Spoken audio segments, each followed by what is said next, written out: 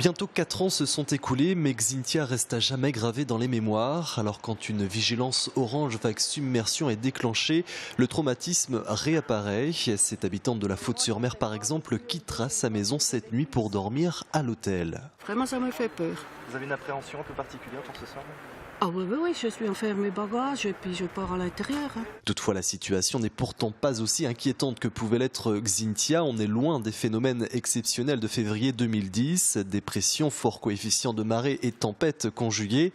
Mais la vigilance est de mise, d'autant plus avec des moyens de défense déjà fragilisés. On va avoir un phénomène mécanique très important avec des vagues très puissantes, avec une distance d'houle très importante. Donc l'effet mécanique qui va être très fort va venir aggraver déjà la situation de tout le littoral, à la fois les cordons dunaires et puis les ouvrages de défense contre la mer. Et là, on risque d'avoir effectivement à certains endroits, comme nous l'avons ici à la Belle-Henriette, au niveau du camping de la Belle-Henriette, où nous avons quelques brèches qui se forment et qu'on a déjà connues aussi dans d'autres endroits sur le littoral. Alors pour éviter le pire, les communes du littoral ont activé leurs plans communaux de sauvegarde. À la pointe de l'Aiguillon, par exemple, les feux clignotants orange sont allumés. À la Tranche-sur-Mer, les accès aux plages sont interdits.